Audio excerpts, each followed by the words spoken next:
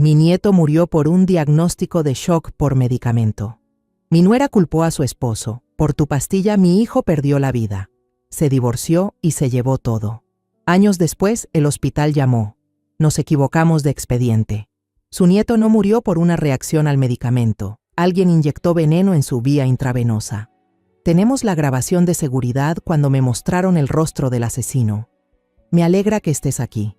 Si estás viendo este video, dale like, suscríbete al canal y cuéntame en los comentarios desde dónde escuchas mi historia de venganza. Quiero saber hasta dónde ha llegado. Yo estaba en el jardín trasero. Mis manos cortaban con cuidado las ramas secas de los rosales. Durante 7 años, este jardín había sido mi refugio, el lugar donde encontraba un poco de paz en medio de días que parecían imposibles de seguir viviendo. Las ramas, aunque marchitas, aún guardaban un poco de vida, igual que yo. Todavía aquí, todavía intentando, aunque solo fuera por seguir existiendo. El timbre del teléfono sonó dentro de la casa, agudo, interrumpiendo mis pensamientos. Eché un vistazo por la ventana, con intención de ignorarlo.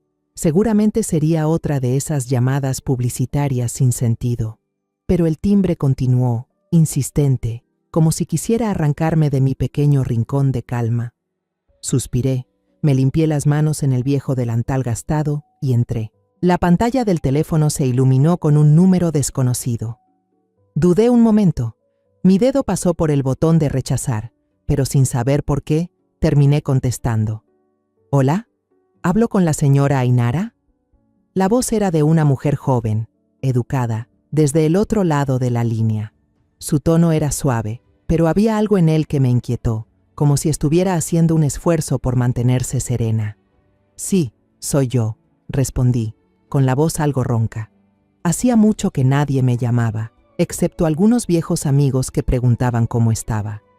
¿De qué se trata? Llamo desde la oficina del Hospital San Miguel. El doctor Esteban Rojas quiere hablar con usted. El nombre San Miguel me atravesó el pecho como una cuchilla afilada.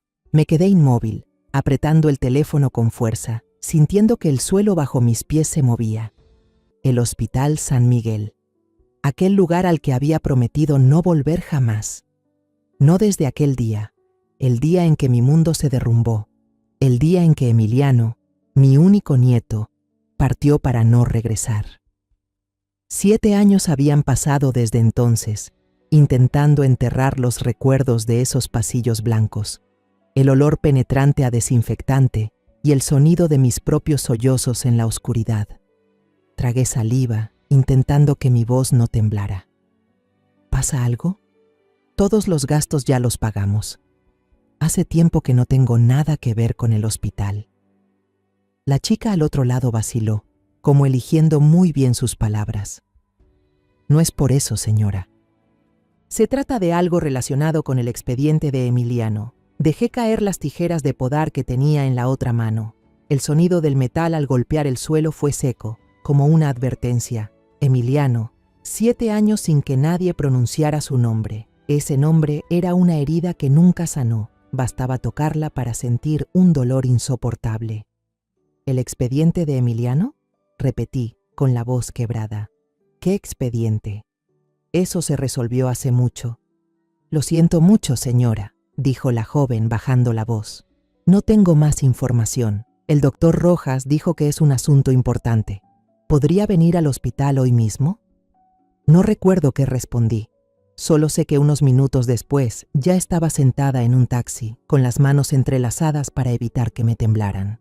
El paisaje detrás de la ventanilla pasaba borroso, como una película vieja y difusa. No lo miraba. En mi mente solo estaba Emiliano, sus ojos grandes, su sonrisa inocente con aquella pequeña hendidura en el labio. Tenía apenas unos meses, tan pequeño que podía sostenerlo entre mis brazos, y aún así se había ido, dejándome un vacío imposible de llenar. Cuando el taxi se detuvo frente a las puertas del Hospital San Miguel, casi no me atreví a bajar. El olor a desinfectante me golpeó apenas abrí la puerta, trayendo consigo todos los recuerdos de aquella noche fatídica. Inspiré hondo y me obligué a avanzar. El pasillo seguía igual que antes, paredes blancas, pisos relucientes y esos fríos letreros de orientación. Pasé frente a la recepción evitando la mirada curiosa de la empleada. ¿Dónde está el consultorio del doctor Rojas?, pregunté con voz seca. Ella me indicó el camino, y yo caminé, paso a paso, como si cada movimiento pesara una piedra. El doctor Esteban Rojas me esperaba en una pequeña sala ordenada. Era un hombre de mediana edad, con el cabello entrecano y unos ojos amables, pero cargados de una tristeza difícil de describir. Se levantó al verme, sonrió levemente y me invitó a sentarme. «Señora Ainara, gracias por venir», dijo con voz cálida. Empujó un vaso de agua hacia mí, como si supiera que necesitaba algo a lo que aferrarme. Lo tomé, pero no bebí. Solo lo apreté entre las manos, sintiendo el frío filtrarse por mis dedos. Se sentó de nuevo, con el rostro serio. «Señora Ainara, le pedimos disculpas por molestarla después de tantos años», comenzó, hablando despacio, como si pesara cada palabra. «Últimamente, el hospital está digitalizando todos los archivos antiguos. Un técnico revisó por casualidad la grabación de seguridad de la unidad de cuidados intensivos de la noche en que el pequeño Emiliano no logró recuperarse. Sentí que el corazón se me encogía. «¿Grabación de seguridad?», repetí con voz temblorosa. «¿Qué grabación?». «Mi nieto. El doctor dijo que fue una reacción a la medicación». «No entiendo». El doctor Rojas me miró directamente a los ojos. En su mirada había sinceridad, pero también un profundo dolor. El informe concluyó que el niño no resistió debido a una reacción repetida al medicamento. Pero, señora, esa no es toda la verdad. Aquellas palabras me golpearon en el pecho. Abrí la boca, pero no pude emitir sonido alguno. ¿Toda la verdad? ¿Qué quería decir con eso? Durante 7 años, había vivido con el dolor de pensar que Emiliano se había ido por un accidente médico, algo inevitable. Me había convencido de que era el destino. ¿Y ahora, el doctor Rojas me decía que había otra verdad? Giró la pantalla de la computadora hacia mí y presionó algunas teclas. «La calidad de esta grabación es muy mala», explicó. «Hace 7 años la tecnología no nos permitía ver con claridad, pero ahora es distinto. Usamos un programa de restauración para mejorar la imagen». En la pantalla apareció un video borroso, con la tenue luz del pasillo colándose por la puerta. Reconocí al instante la esquina de la habitación, la unidad de cuidados intensivos, donde Emiliano había pasado su última noche. El niño, tan pequeño, perdido entre las sábanas del hospital, con el suero conectado a su bracito. Sentí los ojos arder, pero no me atreví a parpadear, temiendo perder algún detalle. Una figura apareció en la grabación, vestida con uniforme de enfermera, caminando con paso rápido pero cuidadoso. Era de madrugada, el pasillo estaba casi vacío, solo unas pocas enfermeras al fondo. Aquella persona se detuvo junto a la cama de Emiliano, miró a su alrededor, asegurándose de que nadie la observaba. Luego, en un movimiento tan rápido que apenas pude distinguirlo, sacó una jeringa del bolsillo y la conectó al tubo del suero. Un líquido transparente fue inyectado. Todo duró apenas unos segundos. Preciso, frío. Después, la figura se alejó y desapareció entre las sombras, como si nunca hubiera estado allí. Contuve la respiración, apretando el vaso con tanta fuerza que pensé que se rompería. ¿Quién es esa persona?», susurré, con la voz quebrada. Pero en el fondo ya temía la respuesta. El doctor Rojas no contestó enseguida. Pulsó un botón y amplió la imagen justo en el instante en que la persona giraba la cabeza hacia la cámara.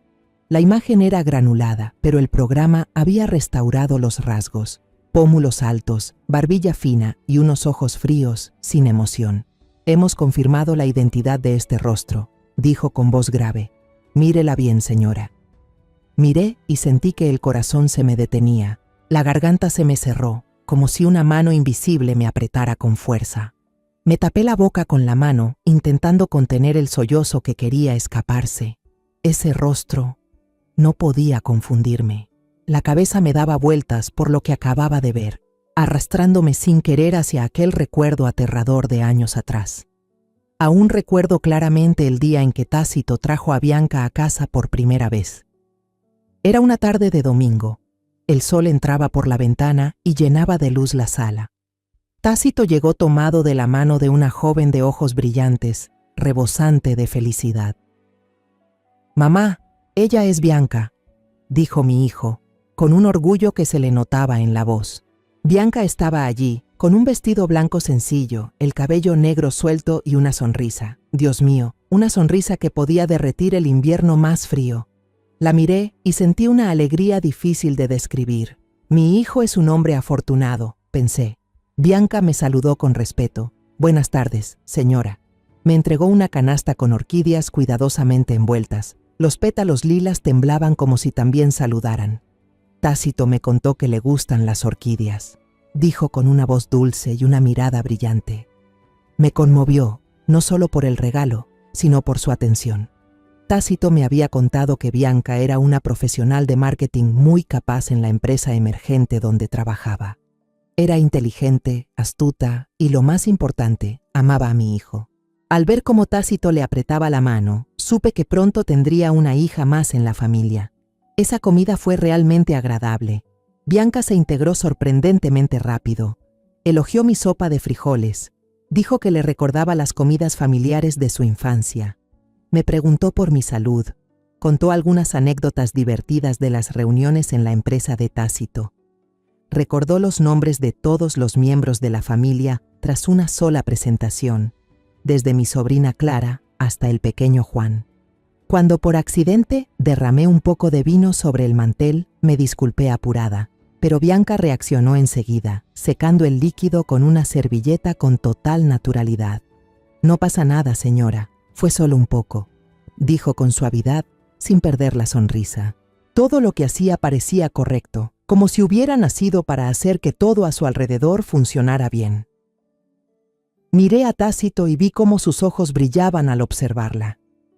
Sentí el corazón cálido, como si hubiera encontrado la pieza que faltaba en nuestro hogar. «Esa chica es maravillosa», pensé. En ese instante, creí con todo mi corazón que Bianca traería felicidad a mi hijo y a toda nuestra familia. Meses después, Tácito le pidió matrimonio y Bianca aceptó.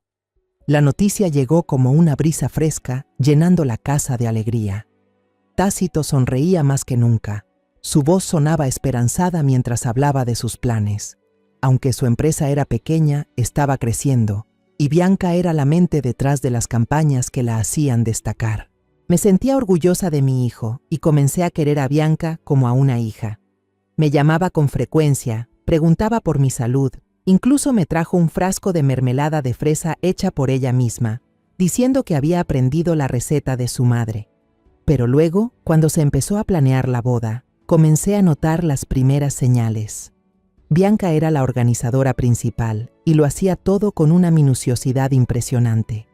Ella misma eligió el lugar, el menú e incluso el color de los manteles. Al principio admiré su dedicación, pero con el tiempo me di cuenta de que no era solo cuidado, sino control. Una vez sugerí usar rosas blancas para la ceremonia, las mismas que mi madre había elegido en su boda, como una manera de mantener la tradición familiar. Bianca sonrió, esa sonrisa dulce y conocida, pero al día siguiente llegó con un catálogo enorme y señaló las fotos de lirios blancos.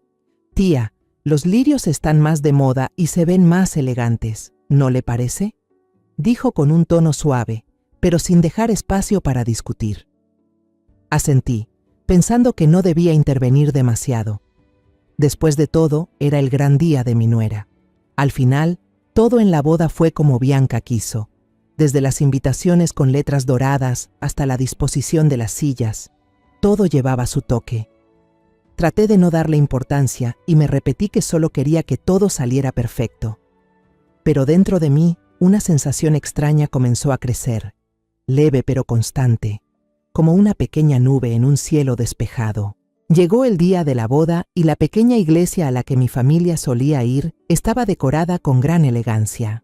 Bianca, en su vestido blanco, parecía una princesa salida de un cuento. Tácito estaba a su lado, con su traje negro ajustado y la mirada fija en ella.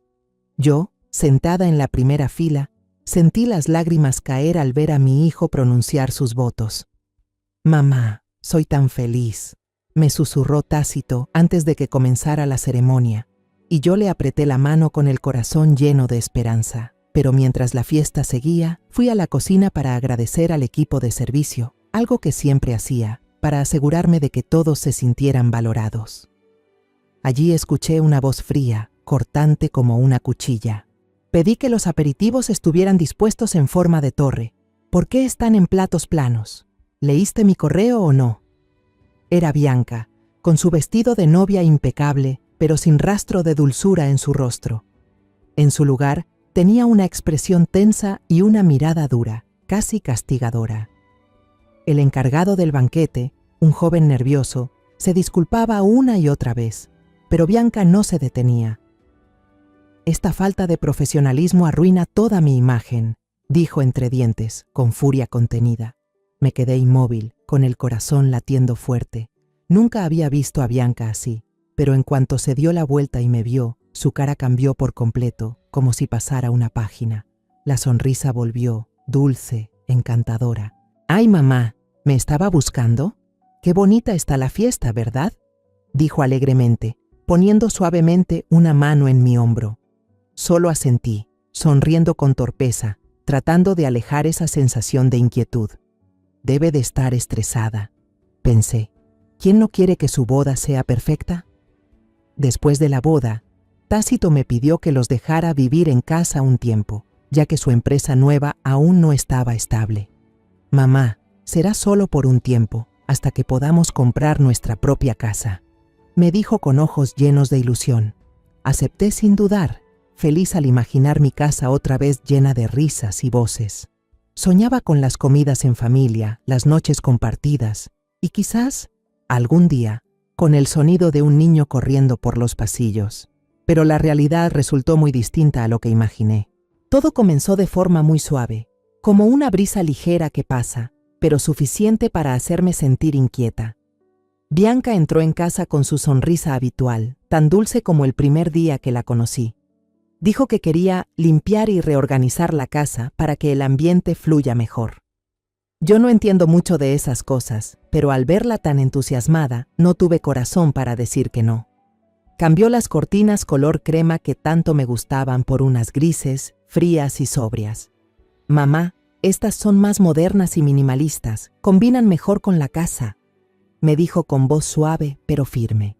Solo asentí, pensando que quizá debía dejarla hacer lo que quisiera. Al fin y al cabo, esta también era la casa de mi hijo. Pero los cambios no se detuvieron ahí. Una mañana entré al salón y noté que la foto de mi boda ya no estaba en la pared.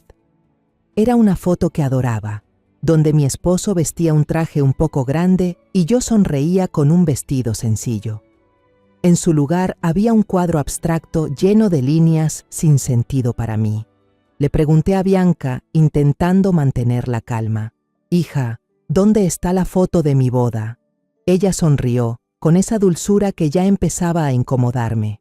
«Mamá, esa foto se ve algo anticuada. La guardé en el trastero para que el espacio se vea más despejado. Este cuadro está más a la moda, ¿no le parece?». No dije nada, solo asentí, pero por dentro me sentí pesada. Esa foto no era solo una imagen, era parte de mi vida, de los días felices junto a mi esposo. Ahora estaba guardada en una caja, como si ya no tuviera valor. Un día, abrí el refrigerador para sacar agua y vi una hoja perfectamente pegada en la puerta. Era una lista de reglas familiares, impresa y plastificada como si fuera un documento oficial. Las primeras líneas sonaban razonables. «Por favor, quítese los zapatos antes de entrar. Apague las luces si no las usa». Pensé que Bianca solo quería mantener la casa limpia, pero pronto la lista creció. No comer después de las 9 de la noche. Separar la ropa sucia por colores antes de lavarla. El menú semanal debe prepararse cada domingo. Leí todo eso y sentí que me faltaba el aire. Ya no era mi hogar, sino un lugar que funcionaba según las normas de Bianca. Una tarde decidí cocinar la sopa de cerdo que a Tácito siempre le había encantado desde niño. En la cocina, corté la carne con cuidado, cocí los frijoles y el aroma llenó la casa. Me sonreí imaginando la cara feliz de mi hijo al probarla. Puse la olla en la mesa, esperando con ilusión su llegada. Pero Bianca entró, miró la sopa y sonrió. «Mamá, este plato tiene demasiada grasa», dijo con voz amable pero firme. «Yo ya preparé pechuga de pollo a la plancha con ensalada de quinoa para él. Guarde la sopa, por favor». Y se llevó la olla antes de que pudiera decir palabra. Cuando Tácito llegó, vio el plato de pollo y sonrió. «Mamá, no te preocupes, ella solo cuida mi salud». Pero en sus ojos vi un pequeño destello de decepción, aunque intentó ocultarlo. El control de Bianca no se detuvo en la casa. También se extendió a Tácito. Una mañana lo vi preparándose para una reunión. Llevaba una camisa azul clara y una corbata a rayas. Se veía elegante, como siempre. Pero Bianca salió, cruzó los brazos y lo observó de arriba abajo. «No puedes combinar esa corbata con esa camisa», dijo con voz fría. «Los patrones chocan entre sí». Tácito frunció el ceño, claramente apurado. «Voy tarde, Bianca». Pero ella no cedió y se puso frente a la puerta. «¿Quieres que piensen que no sabes vestirte?», le lanzó con tono cortante. Al final, él suspiró y subió resignado a cambiarse la corbata. Los arrebatos de Bianca comenzaron a volverse más frecuentes, casi siempre por motivos que parecían insignificantes. Una vez estaba lavando los platos en la cocina cuando escuché su voz molesta. Estaba de pie, mirando fijamente la pila de platos recién secados. Tomó uno, señaló un pequeño rasguño y preguntó con un tono tenso, como si se tratara de algo imperdonable. «¿Quién usó un tenedor para raspar este plato de porcelana? Se ve horrible». Tácito y yo nos miramos sin decir palabra. Quise responder, decirle que solo era un rasguño leve, pero su mirada fría me dejó callada. Tácito bajó la cabeza y volvió a limpiar el plato en silencio, aunque no tenía ninguna culpa. Las tensiones crecían cada día más. Tácito empezó a llegar tarde a casa, diciendo que el trabajo lo mantenía ocupado, pero yo sabía que estaba evitando los conflictos. En las noches se sentaba en la mesa en silencio. Ya no contaba chistes como antes. Bianca, en cambio, mantenía una apariencia impecable. Vestía con elegancia, hablaba con suavidad frente a los demás, pero en casa era como una comandante, lista para estallar si algo no salía como quería. Una vez, olvidé un suéter sobre el sofá. Bianca lo levantó, lo dobló con cuidado y dijo con una voz helada: «Mamá, si dejamos la ropa por ahí, la casa pierde toda la armonía». Me disculpé, pero por dentro sentí que me humillaba. Era mi casa, ¿y tenía que pedir perdón por un suéter? La situación llegó a su punto máximo una noche, mientras leía en mi habitación. Empecé a oír gritos desde la cocina, cada vez más fuertes. Traté de ignorarlos pensando que las discusiones entre esposos eran normales, pero de repente se escuchó un crash seco que me hizo saltar el corazón. Corrí hacia abajo y vi mi jarrón de cerámica favorito, el regalo del 20º aniversario de mi matrimonio, hecho pedazos en el suelo. Los fragmentos estaban esparcidos, como si fueran pedacitos de mi alma. Tácito estaba de pie, con los puños apretados y el rostro encendido de furia. Bianca gritaba con voz aguda: «Eres un desastre, arruinas todo, desde tu trabajo hasta este jarrón. No soporto a alguien tan imperfecto como tú». Me quedé helada, sin poder creer lo que oía. Tácito la miró con cansancio, casi suplicando: «Lo siento, Bianca, solo soy humano. Todos cometemos errores». Pero en los ojos de Bianca no había perdón, solo desprecio y decepción. Una tarde, mientras tomaba té en el porche y miraba las rosas florecer, Bianca salió con un papel en la mano. Sonreía, y por primera vez no era esa sonrisa forzada de siempre, sino una sonrisa verdadera, luminosa. «Mamá, estoy esperando un bebé», dijo con la voz temblorosa por la emoción, extendiéndome el resultado del examen. Leí las palabras en el papel y mi corazón empezó a latir con fuerza. Las lágrimas me brotaron, pero esta vez no eran de tristeza, sino de alegría. «¿De verdad, Bianca?», pregunté con la voz entrecortada. Ella asintió y por primera vez en muchos meses me abrazó con fuerza, como una hija de verdad. Esa noticia fue como una brisa fresca que disipó toda la tensión en casa. Bianca cambió por completo. Ya no se irritaba ni trataba de controlar cada detalle. volvió a sonreír con dulzura, como cuando recién se unió a la familia. Empezó a leer libros sobre el embarazo, gruesos y con portadas de bebés sonrientes. Por las noches se sentaba en la sala, ponía música clásica y decía que era buena para el bebé. «Mamá, su nieto será muy inteligente. La música de Mozart ayuda al desarrollo del cerebro», me decía con los ojos llenos de luz. Yo asentía, sintiendo que el calor volvía a mi corazón. La tabla de reglas familiares que solía estar en el refrigerador había desaparecido. En su lugar, Bianca había pegado una imagen de ultrasonido, una imagen borrosa pero llena de significado del pequeño que crecía dentro de ella. Cada vez que abría el refrigerador, me detenía a mirar esa foto, imaginando el rostro diminuto de mi nieto. Empecé a soñar con los días en que podría cargarlo, cantarle nanas, contarle las historias que alguna vez le conté a Tácito. Sentía que la casa volvía a tener esperanza.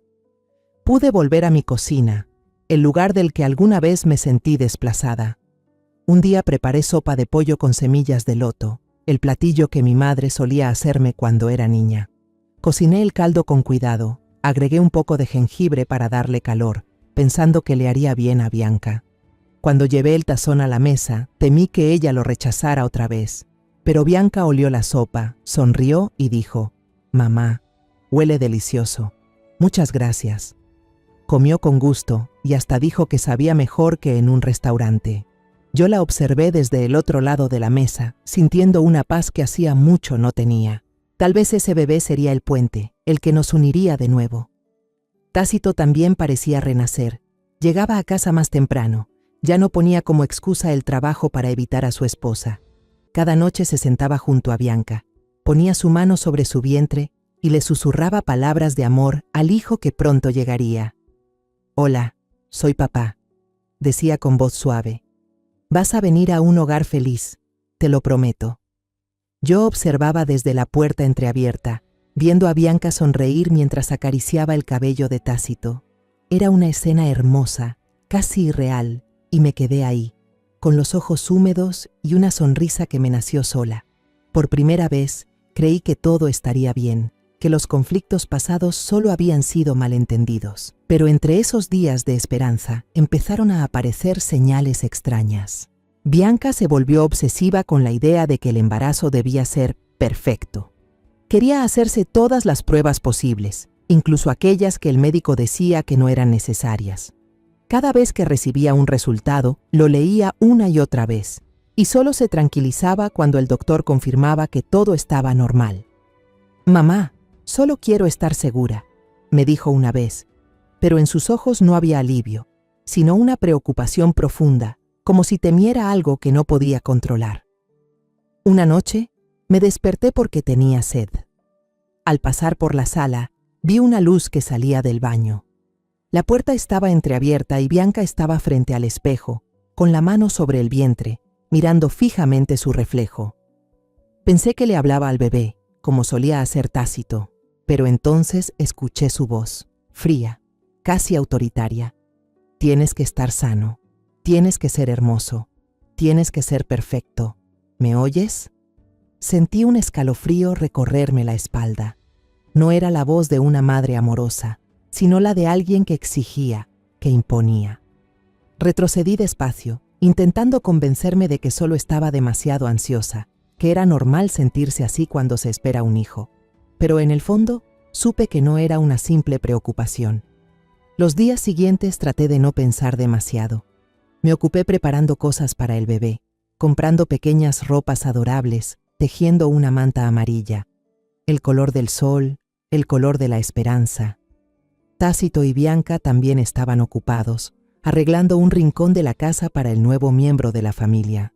Tácito pintó con sus propias manos la cuna vieja que yo había usado para él, y Bianca eligió unas cortinas nuevas, esta vez de un tono azul suave, diciendo que era bueno para el ánimo del bebé.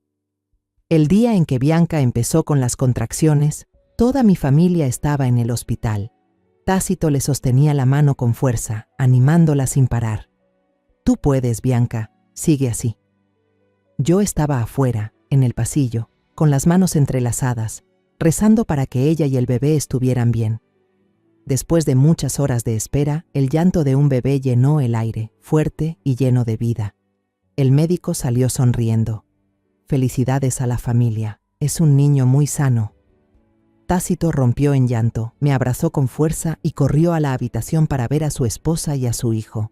«Mamá, ya soy papá», dijo, con la voz quebrada de emoción. Yo lo seguí, el corazón acelerado, deseando ver a mi nieto por primera vez. Cuando entré, Tácito estaba inclinándose para besar la frente de Bianca, susurrando: «Gracias, ya tenemos a nuestro hijo». Pero Bianca no respondió. Estaba allí, mirando fijamente al bebé en brazos de la enfermera. La sonrisa en su rostro se había congelado, como si el tiempo se hubiera detenido para ella. Seguí su mirada y lo vi. Una pequeña marca, una ligera hendidura en el labio del bebé, un signo de labio leporino. Era algo mínimo, casi imperceptible, pero para Bianca parecía una tragedia. Le pusimos de nombre Emiliano, en memoria de su abuelo, mi esposo, que se había ido hace muchos años. La doctora, una mujer de mediana edad con voz suave, intentó tranquilizarnos en la misma sala de parto. «El bebé tiene una pequeña fisura congénita en el labio», dijo, sonriendo mientras acercaba a Emiliano. «Hoy en día la medicina está muy avanzada. Una pequeña cirugía y quedará perfecto». Asentí, aliviada al saber que aquello tenía solución. Tácito tomó a Emiliano en brazos, lo apretó contra su pecho y le besó la frente con ternura. «No pasa nada, hijo. Sigues siendo mi niño. Te ayudaré a ser fuerte y hermoso, te lo prometo». Pero Bianca era diferente. Permanecía acostada, con la mirada vacía, sin responder a las palabras de Tácito. Cuando la enfermera le ofreció al bebé, giró la cabeza y murmuró con voz débil: «Estoy muy cansada. Luego lo cargo». Intenté no preocuparme, diciéndome que acababa de pasar por un parto difícil, que solo necesitaba descansar. Pero dentro de mí algo se movía, una sensación inquietante, como si algo no estuviera bien. Durante los días en el hospital, Bianca casi no tocó a Emiliano. Se quedaba en la cama, mirando al techo, como perdida en otro mundo. Cada vez que la enfermera le traía al bebé para que lo amamantara, ella decía que estaba cansada o simplemente negaba con la cabeza. Tácito y yo nos turnábamos para alimentarlo con biberón, prepararle la leche, calmarlo cuando lloraba. Yo lo miraba, con sus ojitos grandes y sus manitas diminutas aferradas a mis dedos, y sentía un amor inmenso. Pero cada vez que miraba a Bianca, notaba una distancia que crecía más y más. No lo miraba, no lo abrazaba, no le hablaba con ternura como hacen las demás madres. Traté de hablar con ella. «Bianca, míralo, es tan hermoso». Ella solo asintió, forzando una sonrisa, y volvió la cara. Cuando regresamos a casa, el ambiente se volvió aún más pesado. Emiliano, por su condición, tenía muchas dificultades para alimentarse. Se atragantaba, lloraba más que otros bebés. Su llanto era débil pero persistente, como una súplica. Pasaba los días cuidándolo, preparándole la leche, arrullándolo con las canciones viejas que solía cantarle a Tácito. Pero Bianca era distinta. Empezó a desentenderse de Emiliano. Una vez, el bebé lloró tanto que casi se quedó sin voz, y cuando corrí desde la cocina, la encontré en la sala, con los auriculares puestos, mirando el teléfono, como si no oyera nada. «Bianca, ¿no oyes al bebé llorar?», le pregunté, conteniendo mi tono. Levantó la vista con expresión vacía. «Estoy ocupada, mamá. Por favor, atiéndelo tú». Tomé a Emiliano en brazos, lo acuné y sentí el corazón apretado. ¿Cómo podía una madre ser tan ajena al llanto de su propio hijo? Al mismo tiempo, la mala noticia llegó como una ola. Un socio importante retiró su inversión de la empresa de Tácito, dejando a su joven compañía al borde de la quiebra. Una tarde estaba cargando a Emiliano cuando escuché el timbre. 2 empleados del banco, con trajes formales y rostros serios, estaban frente a la puerta, pegando un aviso de embargo. «Lo sentimos mucho, señora Ainara», dijo uno de ellos con voz apenada. «Este es el aviso de incautación por un préstamo pendiente de pago». Me quedé paralizada, abrazando con fuerza a Emiliano, sintiendo que el mundo se derrumbaba bajo mis pies. Tácito llegó a casa poco después, con el rostro pálido y las ojeras marcadas por tantas noches sin dormir, preocupado por la empresa. «Mamá, lo siento. murmuró con la voz entrecortada. No quería que tuviera que pasar por esto. Lo abracé, tratando de consolarlo, aunque en el fondo sabía que esa dificultad era solo el comienzo. Esa noche, el aire en la casa estaba tenso, como una cuerda a punto de romperse. Bianca estaba en medio de la sala, mirando a Tácito con un odio silencioso. Se rió, una risa amarga, cortante. Maravilloso. El marido fracasado, la casa a punto de perderse, y encima un hijo que no es perfecto. Le di un hijo a un perdedor, ¿verdad, Tácito? Sus palabras fueron como cuchillos, atravesando el corazón de mi hijo y el mío. Él permaneció quieto, con las manos apretadas, sin responder. Solo bajó la cabeza y murmuró: «Estoy haciendo todo lo posible, Bianca. Voy a arreglarlo». Pero en sus ojos vi que la confianza que alguna vez tuvo se había desvanecido, reemplazada por el dolor y la impotencia. El llanto de Emiliano solo empeoraba las cosas, y cada vez que lloraba parecía avivar más la furia de Bianca. Empezó a alejarse del niño, dejándonos a Tácito y a mí el cuidado. Un día, estaba en la cocina preparando la cena cuando, de repente, el llanto de Emiliano en el piso de arriba se detuvo. Un silencio extraño, casi insoportable, llenó la casa. Mi corazón dio un vuelco. Corrí escaleras arriba. La puerta del cuarto estaba entreabierta y vi a Bianca de pie junto a la cuna, retirando la mano del rostro de Emiliano. Alrededor de su boca quedaba una marca roja, como si lo hubieran presionado con fuerza. «¿Qué estás haciendo, Bianca?», grité, temblando, y lo tomé en brazos. Emiliano rompió en llanto. Por suerte estaba bien. Bianca me miró con una frialdad inquietante. Lloraba demasiado. Solo quería que se callara un rato. Lo abracé con fuerza, sintiendo el corazón desbocado. Las palabras de Bianca me helaron la sangre. No podía creer que una madre hablara así de su propio hijo. Desde ese día, asumí por completo el cuidado de Emiliano. No podía dejarlo solo con Bianca ni un instante.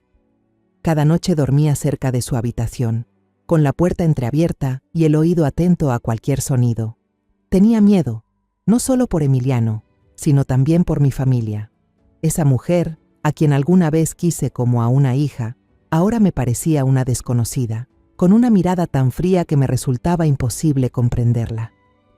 La situación llegó al límite una noche, cuando me desperté para ir por un vaso de agua. Al pasar frente al cuarto de Emiliano, escuché un susurro. La puerta estaba apenas abierta y la luz del pasillo iluminaba la silueta de Bianca junto a la cuna. Miraba al niño dormido y su voz sonó helada. «Ojalá nunca hubieras nacido». Sentí un escalofrío recorrerme el cuerpo. Retrocedí en la oscuridad, tapándome la boca para no soltar un sollozo. El corazón me dolía de miedo y tristeza. Ya no reconocía a Bianca. Había dejado de ser aquella joven encantadora y amable, y en su lugar solo quedaba alguien con una crueldad que no podía comprender. Hasta una noche, estaba sentada en el porche, terminando de tejer la manta de lana para Emiliano, cuando escuché su llanto débil pero persistente desde el cuarto de arriba. Me levanté de inmediato, lista para subir, pero Bianca apareció en la escalera. «Mamá, déjelo, yo me encargo», dijo con una voz suave pero sin una pizca de calidez. Asentí y volví a mi silla, aunque con el corazón inquieto. Un momento después, el llanto de Emiliano se hizo más fuerte, acompañado de un sonido ahogado. Corrí arriba y vi a Tácito sosteniendo al niño, palpándole la frente con preocupación. «Mamá, está ardiendo», dijo con voz temblorosa. Puse mi mano sobre la frente del pequeño y sentí un calor abrasador bajo su piel suave. «Llama al doctor ya, hijo», le apuré, pero Tácito negó con la cabeza, los ojos enrojecidos. «Mamá, ya no tengo dinero para que venga un médico. Voy a la farmacia por algo para bajarle la fiebre». Quise detenerlo, decirle que no debía medicar por su cuenta a un niño tan pequeño, pero la desesperación en su mirada me hizo callar. Su empresa había quebrado, la cuenta bancaria estaba vacía y la casa en la que vivíamos estaba a punto de ser embargada. Tácito salió corriendo, dejándome con Bianca y Emiliano, que lloraba sin consuelo. 15 minutos después, Tácito regresó con un frasco de jarabe. Lo preparó con cuidado, siguiendo las instrucciones, y le dio al niño pequeñas cucharadas temblando. Pero pronto Emiliano empezó a respirar con dificultad. Su piel se puso pálida y sus labios se tornaron azulados. Entré en pánico y grité: «¡Llama a una ambulancia, rápido!». Bianca se quedó inmóvil, con la mirada perdida, mientras Tácito corría al teléfono. En el camino al Hospital San Miguel, abracé a Emiliano con fuerza, rezando sin parar. Bianca iba sentada al lado, sin mirar al niño. Se volvió hacia Tácito y le gritó con voz helada: «¡Idiota! ¿Querías hacerle daño? Todo esto es culpa tuya». Tácito no contestó, solo apretaba el volante con los ojos llenos de lágrimas. En urgencias, los médicos y enfermeras trabajaban sin descanso. Yo esperaba en el pasillo con las manos entrelazadas, sintiendo que el tiempo se detenía. Tácito caminaba de un lado a otro, murmurando: «Perdóname, mamá, no debí comprar el medicamento». Lo abracé y traté de calmarlo. «No es tu culpa, hijo. Los doctores lo van a sacar adelante». Después de unas horas interminables, un médico salió con una leve sonrisa. «El niño ya está fuera de peligro. Fue solo una reacción alérgica a uno de los componentes del medicamento. Lo dejaremos en observación». Solté un suspiro de alivio y abracé a Tácito. Sentí como si nos hubieran devuelto el aire. Miré a Bianca, esperando ver el mismo alivio, pero ella solo asintió con una mirada distante. Le dije a Tácito: «Hijo, vuelve a casa y descansa. Yo me quedaré con Emiliano». Pero Bianca intervino de pronto, con voz firme: «No, mamá, usted ya ha hecho bastante. Váyase a descansar con él. Soy su madre, yo me quedo». Sacó de su bolso una cajita con avena cocida y me la ofreció. «Coma un poco antes de irse, para no pasar frío». Aquella muestra inesperada de atención me ablandó. Pensé que quizá, en el fondo, aún amaba a mi hijo y solo le costaba expresarlo. Tácito y yo, agotados tras una noche sin dormir, dejamos el hospital al amanecer. Al llegar a casa, me acosté, pero el sueño no vino. Una sensación de inquietud me oprimía el pecho, como una ola que no cesa. Recordé la mirada de Bianca, fría pese a sus palabras. Me repetí que estaba imaginando cosas, pero la inquietud no se iba. Finalmente me senté y dije en voz alta: «Olvidé mi chal en el hospital». Llamé a Tácito: «Hijo, llévame de vuelta, necesito recuperarlo». Aunque estaba rendido, asintió, y tomamos un taxi de regreso al Hospital San Miguel. Cuando apenas entré al pasillo del área de cuidados intensivos, escuché la alarma sonar con fuerza desde la habitación de Emiliano. Sentí que el corazón se me detenía. Corrí hacia el sonido, abriéndome paso entre la gente. Las enfermeras y los médicos se lanzaban dentro del cuarto gritando órdenes urgentes. Traté de entrar y alcancé a ver a Emiliano, tan pequeño y frágil, convulsionando en la cama. Los médicos lo rodeaban, haciendo todo lo posible, pero en sus miradas se notaba la preocupación. Bianca estaba en un rincón, llorando desesperada, con las manos cubriéndose el rostro. «No, mi hijo, por favor, sálvenlo», gritaba, pero su mirada, al cruzarse con la mía, tenía algo que no me pareció sincero. Todos los esfuerzos de los médicos fueron inútiles. Al cabo de un rato, uno de ellos salió con el rostro sombrío. Habló con voz baja: «Lo sentimos mucho». El niño no resistió. La causa fue una reacción súbita a la medicación. Me quedé inmóvil, sintiendo que el mundo se desmoronaba. Tácito corrió hacia mí y me abrazó, llorando desconsoladamente. Pero Bianca cayó al suelo, señaló a Tácito y gritó: «¡Fuiste tú! ¡Tú hiciste esto con mi hijo!». Esa acusación fue como una puñalada directa al corazón de mi hijo. No dijo nada, solo permaneció de pie, con la mirada vacía, como si su alma hubiera abandonado su cuerpo. 2 semanas después, Bianca presentó la demanda de divorcio. Alegó que Tácito había sido negligente, que su descuido había causado la pérdida de Emiliano. En el juicio, obtuvo casi todos los bienes que quedaban: la casa, algunos ahorros y hasta las reliquias familiares que yo más atesoraba. Miré a mi hijo, ahora apenas una sombra del hombre alegre y ambicioso que había sido. No discutió, no se defendió. Solo firmó los papeles y salió del tribunal en silencio, sin mirar atrás. Después de eso, Tácito se vino abajo por completo. Se encerró en su habitación, sin hablar ni sonreír. Yo tocaba la puerta, le llevaba comida, pero él solo movía la cabeza y murmuraba con voz débil: «Mamá, lo siento, no merezco ser padre, ni ser tu hijo». Esas palabras me rompieron el alma. Quise abrazarlo, decirle que no era su culpa, pero la culpa y las acusaciones de Bianca lo devoraban día tras día. Un año después de que Emiliano se fuera, una mañana tranquila toqué la puerta del cuarto de Tácito, como siempre. No hubo respuesta. Algo en mí se estremeció. Empujé la puerta y la escena me dejó sin aliento. Tácito yacía inmóvil en la cama, con el rostro sereno, como si durmiera. A los pies del colchón, un blister vacío de pastillas para dormir, algunas esparcidas por el suelo. Grité y corrí a abrazarlo, pero ya no respiraba. Mi hijo, la última luz de mi vida, había decidido seguir los pasos de Emiliano, dejándome sola con un dolor imposible de describir. Desde aquel día sigo viva, pero en realidad una parte de mí se fue con ellos para siempre. Han pasado 7 años desde que perdí a Emiliano y a Tácito, pero la herida en mi corazón sigue abierta. Ese video borroso, mostrando al asesino inyectando algo en la vía de Emiliano, se repite una y otra vez en mi mente. ¿Cómo podría no reconocer ese rostro? Ella, Bianca, la nuera que alguna vez quise como a una hija, fue quien llevó a mi familia a la ruina. El doctor Rojas me entregó la memoria USB con una mirada llena de compasión. Este video fue recuperado hace poco gracias a un especialista en informática que se ofreció a ayudar, dijo con voz grave. Ya hemos hecho el reporte interno, pero los trámites legales tomarán mucho tiempo. Pensé que usted tenía derecho a conocer la verdad primero. Apreté la memoria USB, caliente en mi mano, como si fuera una brasa encendida.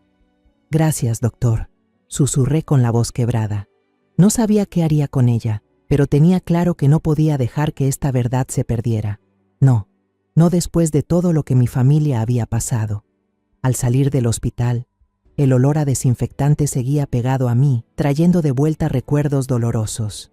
Iba a tomar un taxi para volver a casa, pero una noticia en la televisión del vestíbulo me hizo detenerme. En la pantalla, un canal de espectáculos hablaba del matrimonio del siglo que estaba por celebrarse. La cámara se movió hacia la novia y mi corazón pareció detenerse. Era Bianca, con un vestido de Chanel deslumbrante, al lado de un hombre de mediana edad, elegantemente vestido, presentado como el presidente de una empresa inmobiliaria. Ella sonreía, una sonrisa brillante pero helada, como si nada hubiera pasado jamás. Me quedé inmóvil, apretando la USB con tanta fuerza que sentí la sangre hervir. Ella, la que había destruido a mi familia, vivía una vida de lujo, a punto de empezar un nuevo capítulo, como si Emiliano y Tácito nunca hubieran existido. No regresé a casa. En su lugar, tomé un taxi y le di al conductor la dirección de la lujosa residencia mencionada en las noticias. Durante el trayecto, le pedí que se detuviera en un mercado cercano. No sabía por qué lo hacía. Tal vez necesitaba tiempo para calmarme, para prepararme para lo que venía. Entré a un puesto de frutas, fingí escoger unas naranjas y hablé con la vendedora. «Señora, ¿de quién es la mansión al final de la calle?», pregunté, tratando de sonar casual. La mujer, mayor y de rostro amable, respondió alegremente: «Ah, esa es la casa de la señorita Bianca. Es muy guapa y talentosa. Está por casarse con el presidente de una empresa inmobiliaria. Dicen que antes sufrió mucho, perdió a su esposo y a su hijo muy joven. Pobrecita, pero al menos ahora la vida le sonríe». Aquellas palabras me atravesaron como una cuchillada. ¿Sufrió? Bianca había montado una farsa perfecta, haciéndose pasar por víctima ante todos. Le agradecí a la vendedora y salí del mercado con el corazón pesado. Ella me había quitado todo, mi nieto, mi hijo y el hogar lleno de recuerdos, y aún así vivía rodeada de lujo, admirada como una mujer fuerte que superó la adversidad. Apreté la USB en el bolsillo. Sentía que era lo único que me mantenía en pie. Cuando llegué frente a la majestuosa mansión, toqué el timbre con la mano temblorosa. Una empleada salió a abrir, con una mirada curiosa. «Soy una conocida de antes. Quiero ver a la señora Bianca», dije tratando de mantener la calma. Ella asintió y entró. Momentos después, Bianca apareció, tan deslumbrante como en la televisión, con un vestido de seda blanca ajustado y el cabello perfectamente rizado. Pero al verme, su sonrisa desapareció, como si una ráfaga helada la hubiera borrado. Hizo un gesto para que la empleada se retirara, cruzó los brazos y me observó de arriba abajo. «¿Qué hace usted aquí?», dijo con una voz tan fría que me erizó la piel, sin rastro de la cortesía de antaño. Miré directamente a sus ojos, tratando de mantener la voz firme. «Vine a hablar sobre Emiliano». Mis palabras cayeron como una piedra en un lago tranquilo. Bianca soltó una risa sarcástica, pero vi un destello de inquietud en su mirada. «¿Emiliano?», repitió con tono burlón. «Eso ya quedó en el pasado. Tu hijo cometió un error y pagó por ello. ¿Qué más quieres?». Apreté con fuerza la memoria USB en el bolsillo de mi chaqueta. Sentía como si me empujara a actuar. Respiré hondo y dije despacio, palabra por palabra: «Ya sé la verdad, Bianca». Mis palabras la hicieron detenerse, aunque solo por un instante. Me miró con una mirada fría, pero yo no retrocedí. «Sé lo que hiciste en el hospital aquella noche», continué, más tranquila de lo que esperaba. La mirada de Bianca se endureció por un momento, apenas perceptible. Luego recuperó su compostura y esa sonrisa helada volvió a su rostro. «¿Quieres hablar?», dijo con una voz suave pero cortante. «Entra». Abrió la reja y me hizo una seña para pasar. Respiré profundo. Sentí que estaba entrando en la guarida de una fiera. En el bolsillo ya había activado la grabadora de mi teléfono. Sabía que este enfrentamiento no sería fácil y debía estar lista para todo. La sala de Bianca era un espacio lujoso, todo en blanco y plateado, tan impecable que resultaba gélido. Candelabros de cristal, sofás de cuero blanco y un enorme cuadro abstracto en la pared. Todo parecía reflejar su personalidad, perfecta, pero sin un gramo de calidez. No me invitó a sentarme ni me ofreció agua. Permaneció de pie, con los brazos cruzados, mirándome de arriba a abajo con desprecio. «¿Dices que sabes la verdad?», preguntó con ironía. «¿Qué verdad sería esa?». Apreté de nuevo la USB en mi bolsillo, sintiendo que me daba fuerzas. La miré fijamente y respondí con calma. «Sé lo que hiciste en el hospital esa noche. Inyectaste algo en la vía de Emiliano. Esperé una reacción, miedo, negación, cualquier cosa». Pero Bianca solo sonrió con frialdad. Se sentó con elegancia en el sofá blanco, cruzó las piernas y adoptó una pose segura, como si tuviera todo bajo control. «¿Te estás volviendo senil?», dijo con sarcasmo. «Los informes del hospital son claros. El niño no resistió por una reacción al medicamento. Fue tu hijo quien le dio la dosis equivocada. ¿A quién más quieres culpar?». Sus palabras me cortaron por dentro, pero no dejé que me afectaran. Respiré hondo y seguí. «¿Y si te dijera que alguien te vio esa noche, cuando inyectabas al niño?».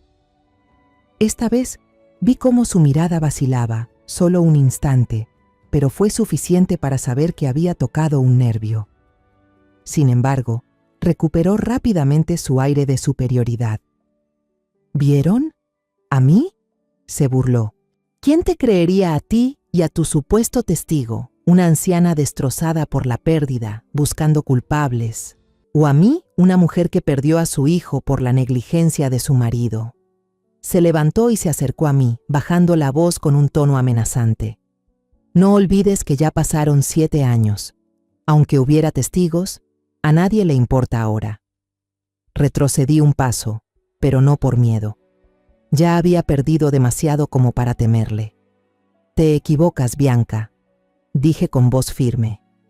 «La verdad no se entierra para siempre. Y tengo pruebas, el video de las cámaras del hospital». Vi cómo se detenía, con un brillo de pánico en los ojos, aunque intentó disimularlo con una sonrisa forzada. «¿Video?», repitió con burla. «¿Una grabación borrosa de hace 7 años? ¿Crees que servirá de algo? He reconstruido mi vida desde las ruinas que dejó tu hijo. No permitiré que la destruyas». La miré, a la mujer que se llevó a Emiliano y a Tácito, la que convirtió a mi familia en un montón de ruinas. En ese instante quise gritar, agarrarla y obligarla a admitir su culpa, pero sabía que las emociones no podían vencer su frialdad calculadora. En lugar de eso, hablé con voz serena pero firme. Te doy una oportunidad, Bianca. Ve por tu cuenta a la comisaría y entrégate. Al menos hazlo por Tácito, por el hombre que una vez te amó de verdad. Bianca soltó una carcajada, un sonido helado que resonó en la habitación lujosa. ¿Entregarme?, repitió, como si fuera la cosa más absurda que había escuchado. ¿Para qué? ¿Para renunciar a esta vida perfecta? No he hecho nada malo, señora Ainara. Solo corregí un error de la naturaleza. Esa frase fue como una cuchillada directa al corazón. ¿Llamaba a Emiliano, mi pequeño nieto, un error? ¿Solo porque tenía una pequeña condición? ¿Algo completamente tratable? Me quedé inmóvil, sintiendo la sangre hervir, pero me contuve para que no viera mi dolor. Se acercó a la puerta, la abrió y dijo con desdén: «Puede retirarse y no vuelva a aparecer aquí nunca más». La miré, con la mirada fría pero con una chispa de preocupación que no pude ocultar. Antes de salir, me giré y dije en voz baja pero segura: «Ya no tendrás paz, Bianca. Lo juro por el alma de mi hijo y de mi nieto». Salí de la mansión, caminando por el camino empedrado y helado, pero dentro de mí ya no sentía el vacío de antes. La memoria USB y la grabación en mi teléfono eran como dos pequeñas llamas, ardiendo lentamente, dándome fuerzas para seguir adelante. No regresé a casa, donde los recuerdos de Tácito y Emiliano seguían flotando en cada rincón. En su lugar, tomé un taxi y le pedí al conductor que me llevara directo a la comisaría central. Esta vez no lloré. Mis lágrimas se habían agotado 7 años atrás, cuando perdí a mi hijo y a mi nieto. Hoy venía a reclamar justicia, no solo por Emiliano, no solo por Tácito, sino también por mí.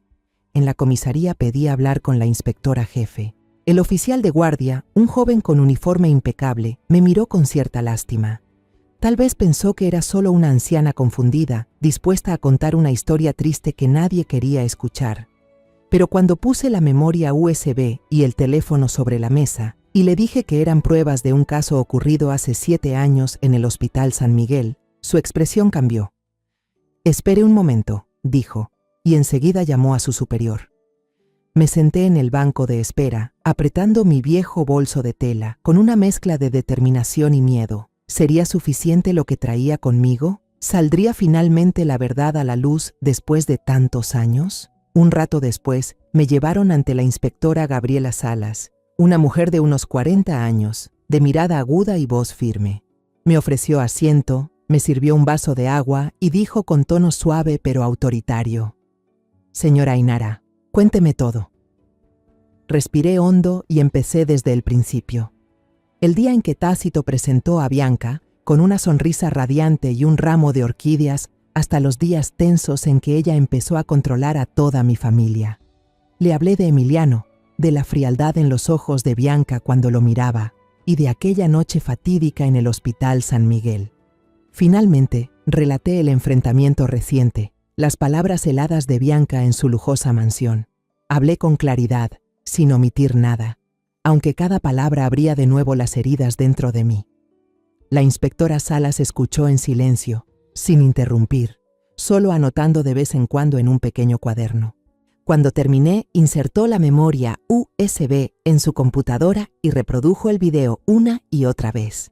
Su rostro se volvió cada vez más serio. Frunció el ceño cuando la imagen de Bianca con la jeringa apareció en la pantalla. Luego se colocó los audífonos y escuchó la grabación de mi conversación con Bianca. Al quitárselos, me miró con una expresión firme. «Señora Ainara», dijo con voz grave, «su confesión, junto con este video, es justo lo que necesitábamos. Esta es la prueba más clara que tenemos». De inmediato llamó a varios de sus subordinados y ordenó verificar nuevamente el expediente de Emiliano en el Hospital San Miguel. «Envía el video y el archivo de audio al departamento de peritaje forense ahora mismo», dijo con tono decidido. «Quiero que todo sea revisado minuciosamente». Pasé toda la tarde esperando en la comisaría, con el corazón en un puño. Cada minuto me parecía una hora. Pensé en Emiliano, en su sonrisa inocente, y en Tácito, mi hijo, que se había apagado por el dolor. Me pregunté si realmente estaba haciendo lo correcto, si al fin la justicia se cumpliría después de tantos años. Al anochecer, la inspectora Salas regresó con un expediente grueso en las manos. Se sentó frente a mí y habló con voz baja pero segura. Señora Ainara, todo coincide. Los expertos confirmaron que el video no fue editado y que la voz en la grabación pertenece a Bianca Vargas. Encontramos los archivos antiguos del hospital y hay varios detalles extraños en el informe médico que antes pasaron desapercibidos. Mañana por la mañana solicitaremos la orden de arresto, asentí, sintiendo como si un peso enorme se deslizara fuera de mi pecho. Gracias, murmuré con la voz quebrada. Gracias por creerme. Al día siguiente era la boda de Bianca. Lo supe por los artículos que inundaban Internet, alabando la boda del siglo entre una empresaria hermosa y el presidente de un grupo inmobiliario. No fui a la iglesia donde se celebraba la ceremonia. No quería volver a ver su rostro. En su lugar, me quedé en una pequeña cafetería frente al templo, observando en silencio a través del ventanal. No quería presenciar su caída por placer, sino porque necesitaba ver que la justicia se cumpliera, por Emiliano y por Tácito. Justo cuando el reloj de la iglesia marcó las 11, los autos decorados se detuvieron frente al portón. Bianca bajó del vehículo, con un vestido de novia de millones, sonriendo radiante ante los periodistas que la rodeaban. Parecía una princesa, perfecta y altiva. Pero entonces aparecieron 2 patrullas, rompiendo el destello de los flashes. La inspectora Salas descendió del coche, impecable en su uniforme, y anunció con voz firme: Bianca Vargas queda detenida por su presunta implicación en la muerte de Emiliano Cruz hace 7 años. El ambiente se congeló. Todas las cámaras, en lugar de apuntar al novio, se dirigieron a Bianca. Su prometido, un hombre de mediana edad con un traje caro, se quedó inmóvil, mirando desconcertado a la inspectora y luego a Bianca. Los invitados comenzaron a murmurar. Los susurros se propagaron como fuego. La sonrisa perfecta de Bianca se quebró. Entró en pánico, intentando liberarse de los agentes que le colocaban las esposas, gritando: «¡Se equivocan! Yo soy la víctima. Solo quería una vida perfecta». Pero su voz se perdió entre el bullicio de la multitud y las sirenas de la policía. Desde la distancia, a través del cristal del café, la observé mientras la llevaban. Mi rostro permanecía sereno, pero dentro de mí, algo finalmente se liberó. Por primera vez en 7 años, sentí una paz tenue. No me alegraba de su caída. Yo nunca fui así. Pero me aliviaba saber que, al fin, la verdad había salido a la luz. Emiliano y Tácito, las personas que más amé, al menos podían descansar en paz. El juicio de Bianca se llevó a cabo un mes después de su detención. No asistí a todas las audiencias, no porque no quisiera enfrentarla, sino porque sabía que la verdad ya había salido a la luz. La inspectora Salas y su equipo trabajaron sin descanso, reuniendo más pruebas del Hospital San Miguel, de antiguos testigos y también de mi propia grabación. Cuando el periódico local publicó que Bianca había sido condenada a cadena perpetua sin posibilidad de apelación, me senté en el viejo sillón de la sala, leyendo cada palabra en la primera plana. No lloré ni sonreí. Mis lágrimas se habían secado hacía mucho, desde los días en que perdí a Emiliano y a Tácito. Pero dentro de mí sentí una especie de alivio, como si una larga tormenta hubiera terminado y dejara atrás un cielo despejado. El caso se convirtió en el centro de atención de los medios. Los periódicos llamaban a Bianca la novia del demonio, la madre perfecta, con titulares llenos de dramatismo. La historia de una mujer que antes era vista como una víctima, ahora se revelaba como alguien fría y cruel. Su prometido adinerado, aquel que aparecía a su lado bajo las luces del matrimonio del siglo, canceló el compromiso de inmediato. Desapareció del ojo público sin dar explicaciones, como si quisiera borrar cualquier rastro de su relación con Bianca. El imperio perfecto que ella había construido con tanto esfuerzo se derrumbó en un solo día, dejándola frente a la cruda realidad dentro de 4 paredes de una celda. En la última audiencia fui invitada a hablar como familiar de las víctimas. Me paré frente al estrado, mirando directamente a Bianca. Ella mantenía la cabeza baja, su cabello antes perfectamente rizado, estaba enredado y sin el más mínimo toque de elegancia. Respiré hondo y hablé con voz serena pero firme. Mi nieto Emiliano no se fue por el destino ni por un accidente. Le arrebataron la vida a su propia madre, obsesionada con la perfección. Mi hijo, Tácito, también se fue por la injusticia y la culpa. Hoy no estoy aquí para buscar venganza, sino para devolver la verdad a quienes amé. La justicia puede llegar tarde, pero sigue siendo justicia. Toda la sala quedó en silencio tras mis palabras. Se escucharon algunos sollozos desde las gradas, mezclados con murmullos de indignación, insultando a Bianca por su falta de humanidad. No la miré otra vez. Me di la vuelta y salí del tribunal, sintiendo que por fin me liberaba de un peso que había cargado durante 7 años. Al salir, la luz del sol brillaba intensamente entre las ramas de los árboles, recordándome aquellas tardes en que Tácito se sentaba bajo el porche, pelando manzanas y contando chistes. Sonreí, aunque el corazón aún dolía. Después del juicio, decidí vender la vieja casa que una vez fue el hogar de mi familia.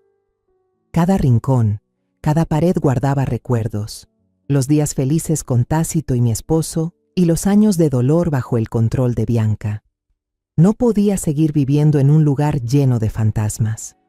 Me mudé a un pequeño apartamento en las afueras de la ciudad, con un balcón que daba a un campo verde de arroz. Planté algunas macetas de rosas, iguales a las que florecían en mi antiguo jardín, como una forma de mantener cerca a Tácito y Emiliano. En lugar de quedarme atrapada en el pasado, decidí hacer algo que tuviera sentido. Una mañana fui a un centro de apoyo social para niños con discapacidades. Recordaba la mirada de Emiliano, la pequeña cicatriz en su labio, y pensé que podía ayudar a otros niños como él. Me inscribí como voluntaria, comenzando con tareas sencillas: leerles cuentos, jugar o ayudarles a comer. En el centro había niños con labio hendido como Emiliano, algunos con síndrome de Down, otros en sillas de ruedas. Pero lo que más me conmovía eran sus sonrisas, sonrisas imperfectas, pero llenas de vida y amor. Cada día en el centro estoy rodeada de risas puras. Los niños me llaman abuelita Ainara, me toman de la mano, me cuentan historias sin sentido o compiten por mostrarme sus dibujos torcidos.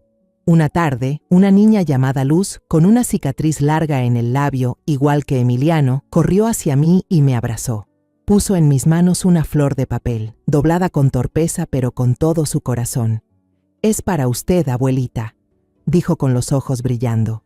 Me incliné y la abracé, sintiendo que abrazaba otra vez a Emiliano, que tocaba una parte de él que aún seguía viva.